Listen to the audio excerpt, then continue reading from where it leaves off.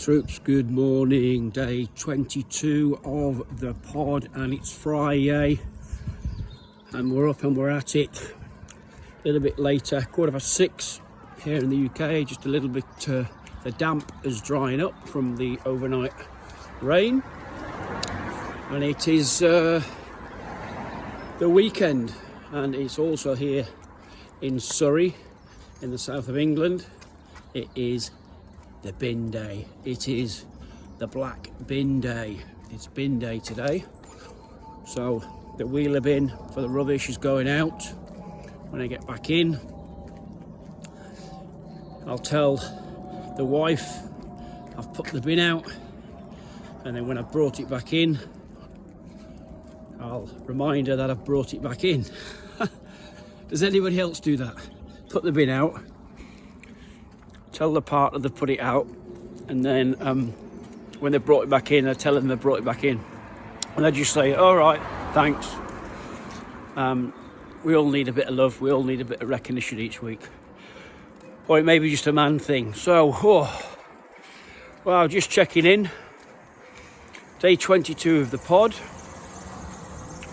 and we're out walking prior to going into the last day of the 10-day course, and really sort of coming down from a really big adrenaline high. It's been a sort of fast-tempoed, fast-paced 2 weeks of learning, creating, absorbing, answering questions, preparing lessons, and start to come down from a high. This is in my mind and how it felt from a 48-year-old, probably the oldest on the course.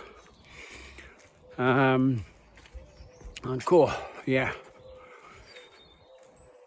7-8 years ago I did the course, slight changes, and it just shows, or it feels, how might be a mindset, I'm not sure, but I don't think so.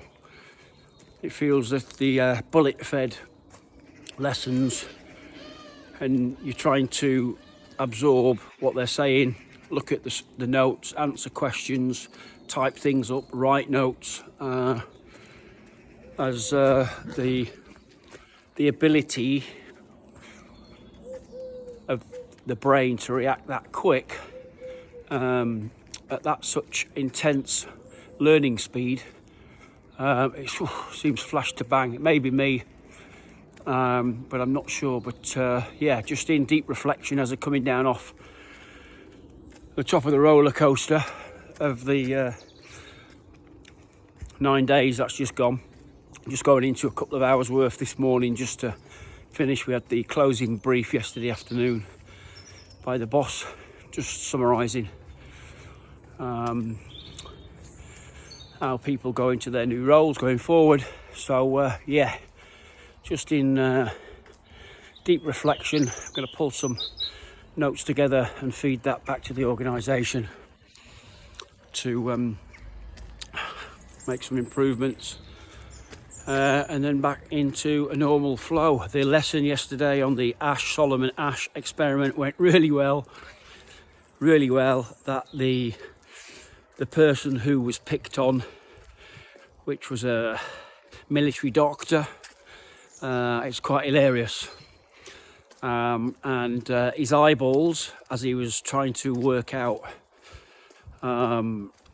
why the others were saying incorrect answers to the line. And for those who don't know what I'm talking about, it's a Solomon Ash experiment who did an experiment, has done a few, on social conformity about, and he displayed it only takes 3 or 4 people for the other person to conform to either good or bad behaviour, and conformity is both good and bad.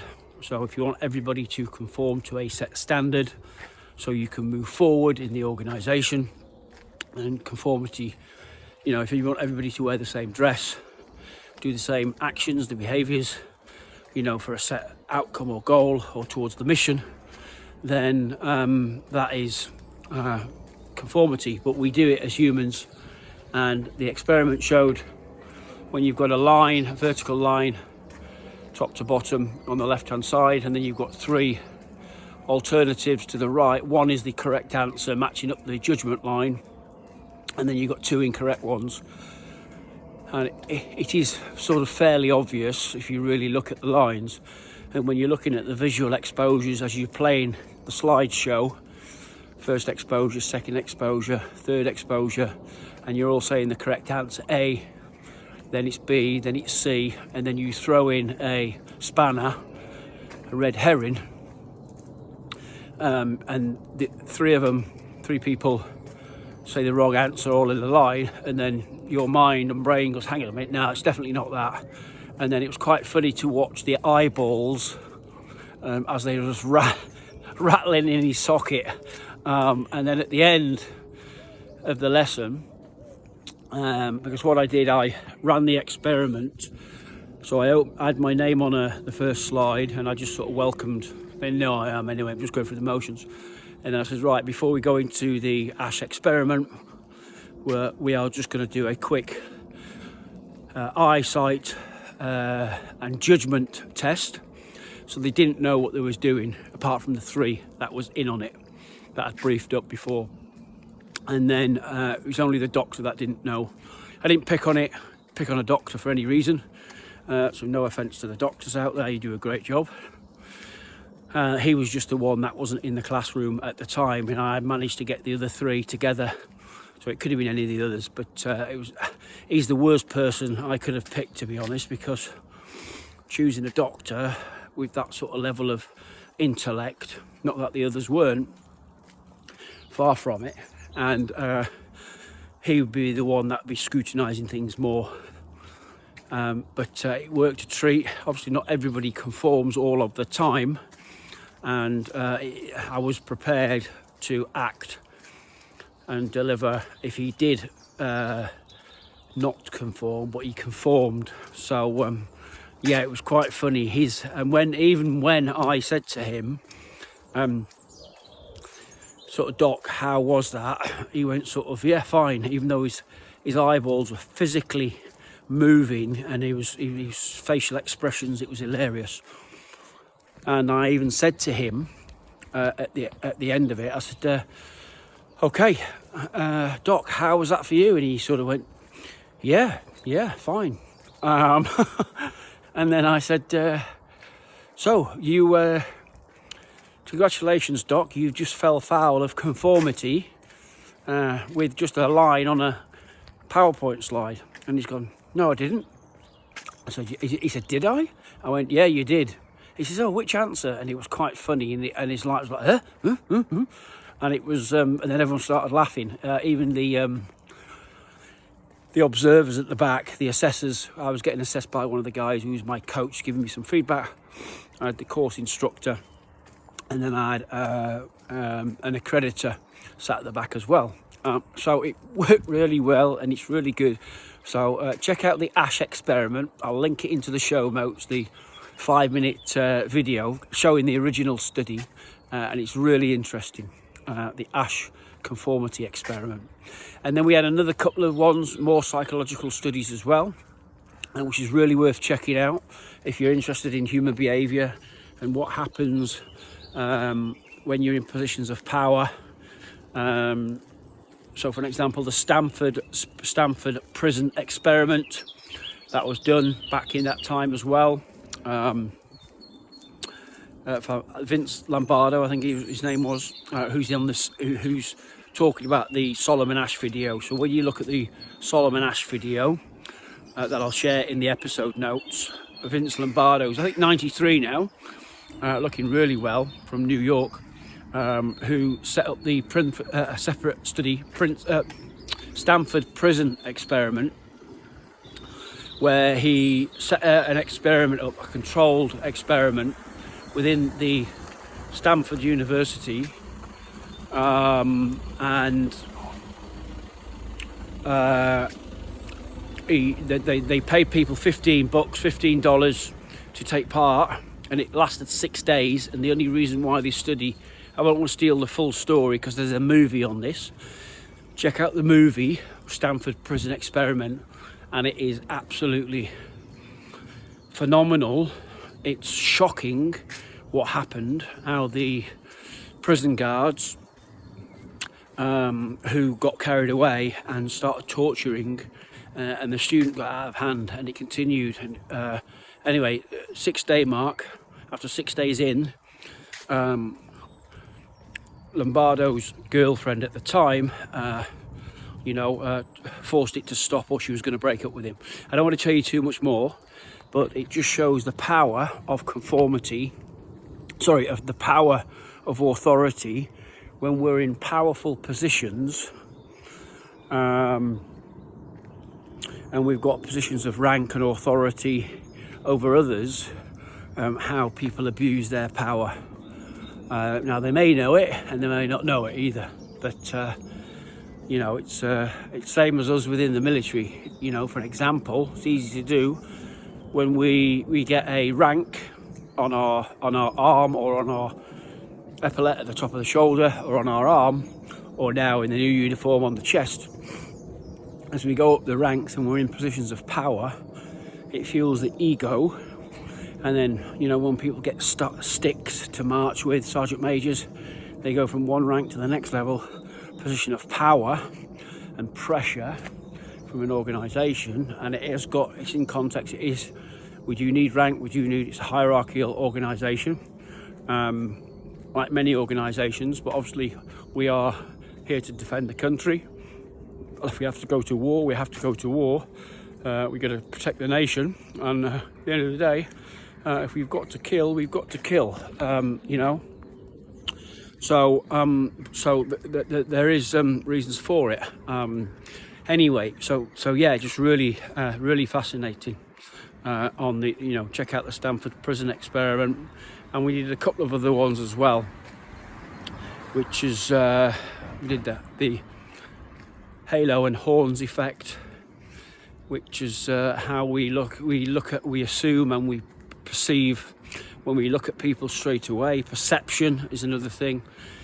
People who are faster, quicker, stronger, dress better than us, sound better than us, more educated than us, etc., etc., and we just make assumptions.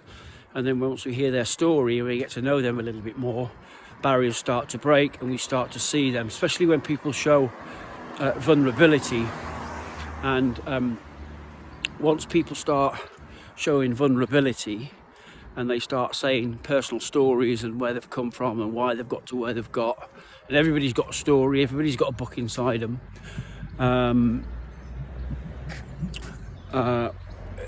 you start to see what happens with your physiology, unless you're a robot.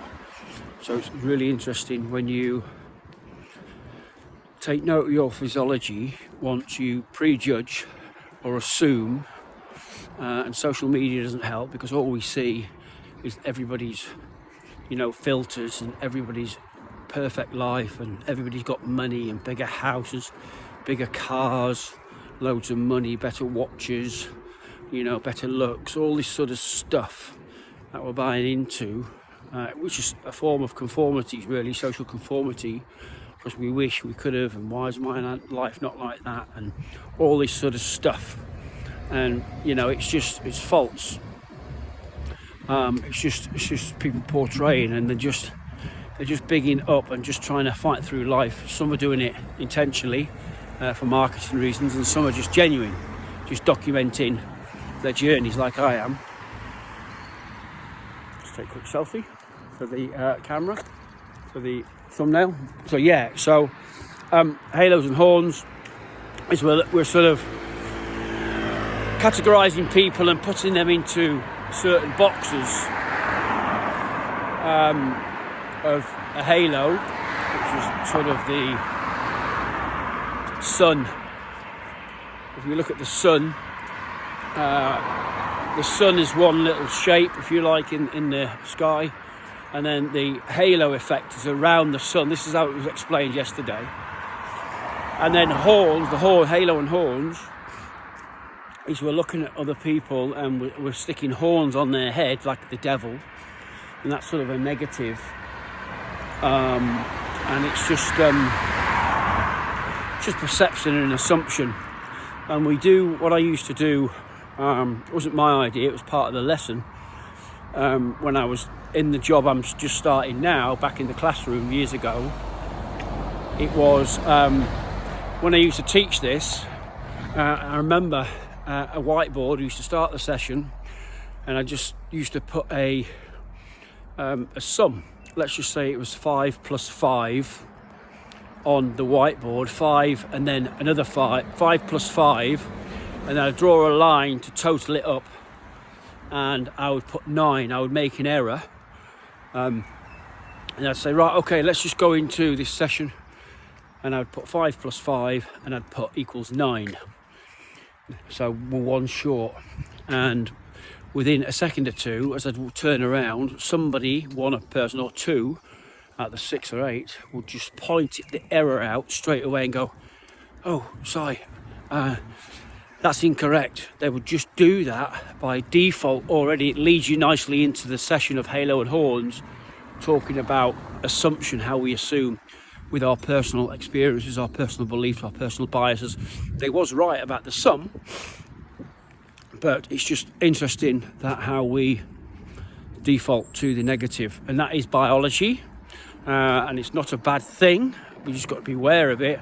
And the reason why we default to that is because the fight and flight response, the autonomic parasympathetic nervous system, where it's the fight and flight response, the adrenaline and cortisol, I've talked about this before, that we are on alert, we're on standby for somebody who's going to jump on our back.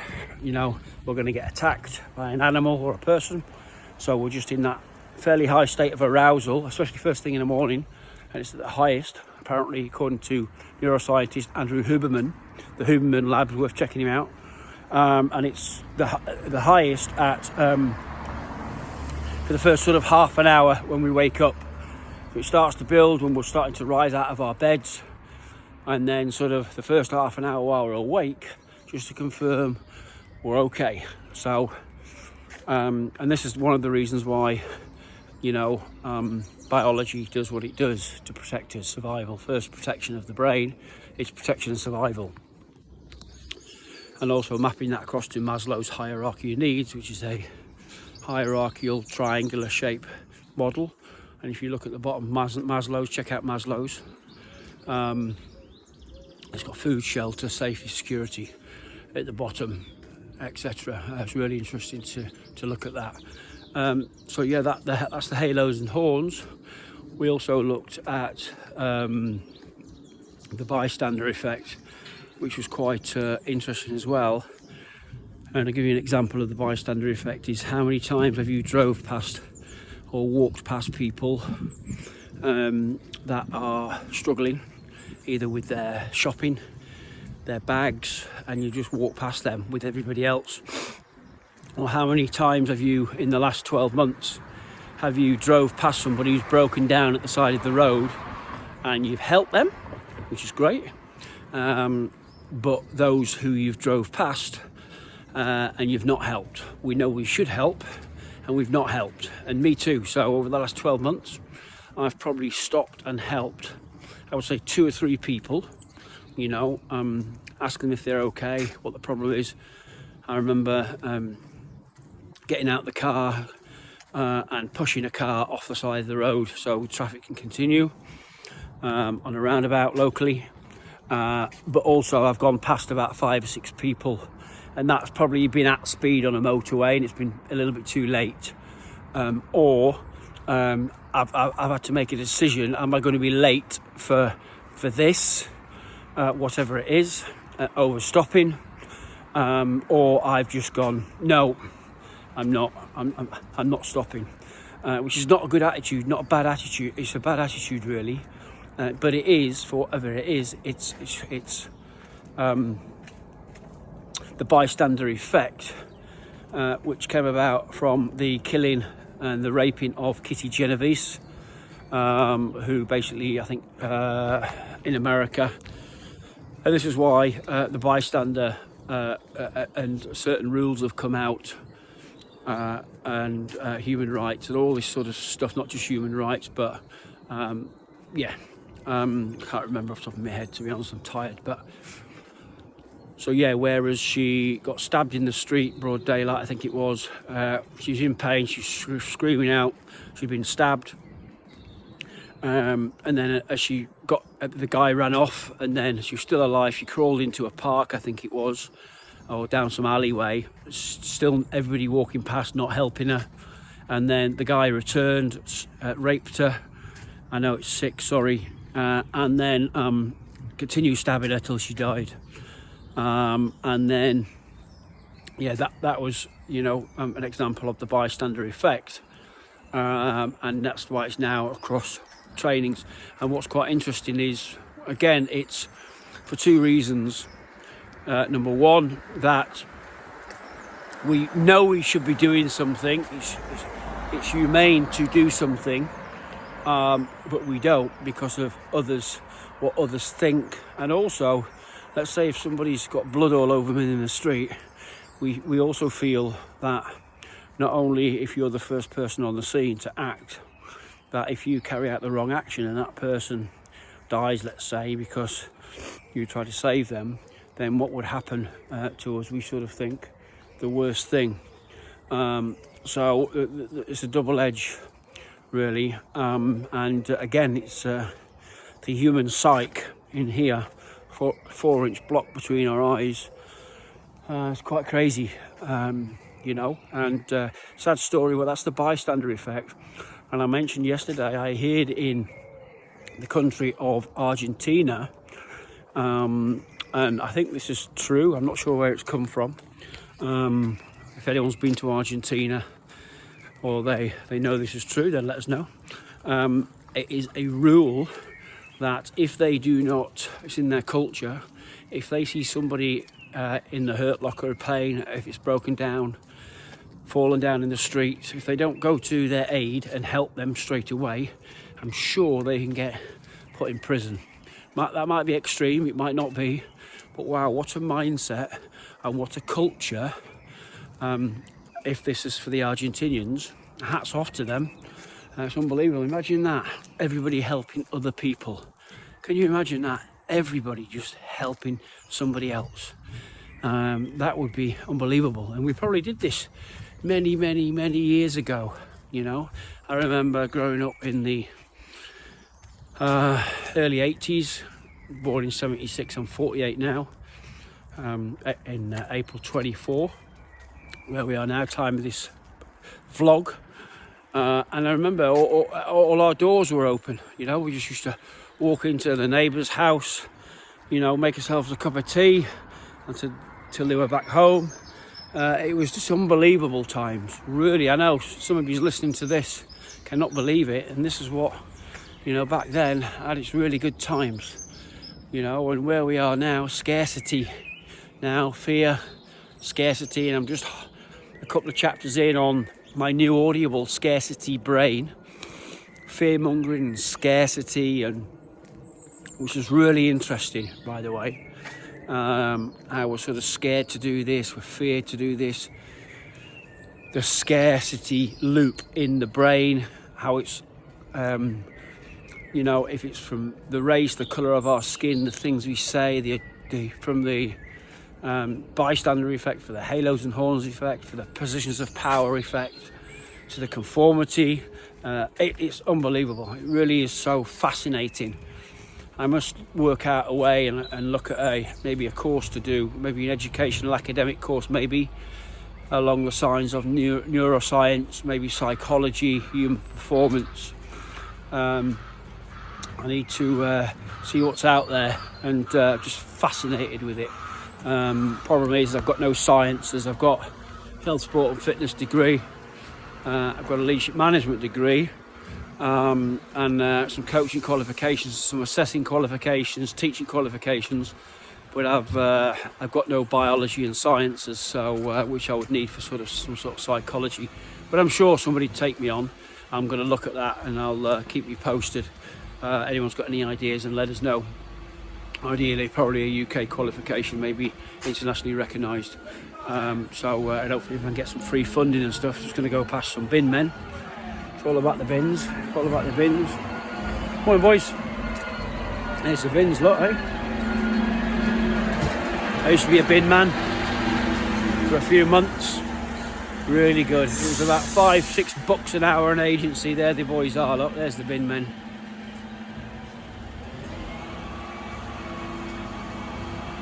Do a great job. Well, yes, we pay our taxes, you know, and imagine if your bins didn't get emptied. Can you imagine that these days? If your bins did not get emptied, and you'd have to empty the bin, you'd have to put it in your car, take it to the dump, the waste recycling centres. Can you just imagine little things like that we take for granted, and these boys and girls work tirelessly, and I've been there, you know. They work, they finish after lunch, they're up at 6, collecting the bins at sort of 7 in the areas, and they're smashing out, you know, all the recycling, which we take for granted as well. You know, we moan, it's easy to moan if we're human, but hey, that's big hats off, and thanks to all the bin men, or the trash men and women, wherever you are. Here they come, cheers boys. It is interesting, and the psychological studies, the bystander effect, and we do it, and they showed the guy who presented some video footage yesterday of some experiments of acting out the bystander effect, and they showed 3 or 4 examples where one of them, there was a lady in the street near some steps near a tube station or a train station who was screaming help, help, help for about 20 minutes, everybody just walking past, and because she was sort of laid there acting, and she was in a scruffy tracksuit, looked like a homeless person, nobody stopped, and it was only sort of 22 minutes in that somebody actually stopped and asked if she was okay. And then what was quite bizarre, there was a guy in a nice suit laid on the steps, just sort of playing like he was sort of comatose with his eyes open, not speaking, like he'd landed on his back, and he was laid on the steps. And then within 3 or 4 minutes compared to 22 minutes, how people then just started to stop and ask if he was okay. And then they interviewed the people who stopped to help, and one guy said, oh yeah, because he was in a nice suit, I didn't want his suit to get ruined, he was quite pompous, he was quite a posh guy. And the guy in the suit, the young guy in the suit, was dressed like a lot of the people in that area, which was a sort of probably a predominantly high working class area. Doesn't matter where it is, but he was dressed the same, so they stopped. And then they showed a video of somebody, I think it was in a university or a college, and a guy was laid face down, on his chest, head down, like he collapsed, in a vending machine area, a main walkway, and it must have been about 40 or 50 people, you know, if people were not just kicking his hands, these are kids, probably teenagers, college kids, walking past, kicking him. A couple of girls stopped, but didn't want to say anything. And again, that was about 20 minutes until, and I thought it was an ageist thing, and it looked like a tutor or a teacher, because she looked at 15, 20 years older than everybody else who walked past her as you watched the recording of the camera that was on it. And but then when you went on to the other ones, and it was old age pensioners walking past these other examples, and they wasn't even stopping either. And again, scarcity, fear, what people think, you know, if they're going to pick somebody up, make the wrong decision, somebody's going to stab them, you just don't know. But it's the perception of stuff, and that's the bystander effect, and we do it all the time. Okay, we do it all the time, and I give you the examples of how many times have you gone past people and not helped them. It's human biology, unfortunately, it is what it is, and personal biases, experiences, and reasons why we couldn't stop. And I'll give you an example. I was in a rush, etc. But all we can do is do our best and just help where we can, you know. So that was yesterday's lessons. Everybody passed, so that was great news. So and then the final brief was yesterday afternoon, and then we had a final lesson, and we got another lesson this morning and that is it for the weekend. So yeah, really get my life back on track a little bit now. That was sort of early mornings compared to what I was used to. I don't mean getting up and then sort of late nights, and then a lot of intense material delivering, analysing and reflecting and all that sort of stuff.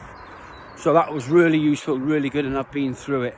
And now I know exactly what my students, when I start teaching this in a few months, is going to start experiencing and going through. That all the instructors have been through themselves anyway. So yeah, that's that. So a couple of people have filled in the Wellbeing Made Easy scorecard, so thanks for that. I'd like some feedback if we can, and then I need to confirm when we're going to do the first live level up your scores. And this is for those who don't know what I'm talking about, I've created a free health assessment tool for you.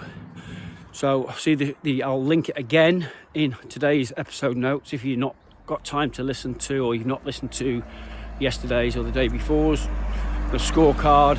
If you listen to this recording months or years down the line, then the link may not be working, so just get the latest link. It might be a different tool, but the tool I'm going to use is the scorecard, which is going to give you 5 score areas, strengths and weaknesses, tell you where your strongest weaknesses are, strongest strengths are, and I'm going to help you level up from reds into ambers into greens, and maintain and even try to level up, refresh your green scores to nudge you to better health, Wellbeing Made Easy. Obviously I'm day 22 of the pod today, just thought I wanted to show up, and that's the goal of this. 1, for accountability, 2, to brain dump what I'm doing and documenting the process, and that's why this podcast is a little bit wishy-washy at the moment.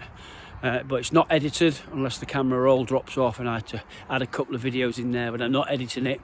Go back and see the Tiny Habits episode 3 or 4 episodes ago, I think it's 16 or 17, I was out walking, talking about the Tiny Habits model, getting into tiny habits.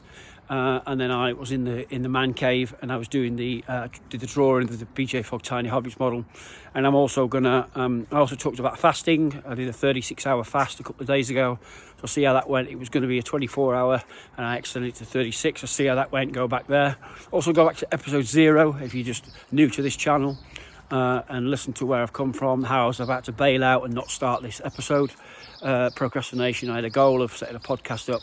Didn't know how, didn't know when, didn't know what to say, how to do it. Shall I do this? Shall I do that? 2 days before my 48th birthday in April the 6th, I procrastinated and I launched episode 0 the day before, and then I was still on the fence, and I launched it the next day, and then here I am now 20 plus days in. It's not been easy. I've got some life change going on, job changes, changing the cars, etc., and just running 2 jobs at the same time. So go to episode 0, watch back from there. Any feedback, comments, thoughts, drop them in the comments section. Don't forget to subscribe, like, follow, set the notifications, and just watch how I go. Hopefully this is giving you a little bit of inspiration of taking imperfect action is the new words. Imperfect action is better than no action at all. And any feedback, any comments, especially with the Score app, don't forget to check out the school community, Wellbeing Made Easy School Community. It's a new platform. It's a community. It's got classrooms in there. I'm going to start uploading over the next few weeks. We'll work really hard for you guys and girls, and get some content put in there, hence the free Wellbeing Made Easy. We'll start uploading the podcast in there. Also going to start adding the Tiny Habits model in there, etc, etc. I might have a book club coming up. Lots of stuff coming, so just thanks for your patience. Get into this free school community. Got about 5 or 6 places left at the moment. Okay, I'm aware there's not much content in there at the time of this recording. I'm just trying to learn the online stuff, learn the platforms, learn how to content create, learn how to batch stuff up, and learn all about storage and all sorts of stuff. So that's pretty much it for today. Have a great weekend, everybody, and I will Catch you tomorrow, but don't forget, share this episode with one other person who can benefit, because when we're sharing is caring, and they learn as well. You can give back. Not only that, you can retain the information and learn it quicker. What's one thing you can take away from today's episode? Implement it into your own life and go for it, and I'll catch up with you soon.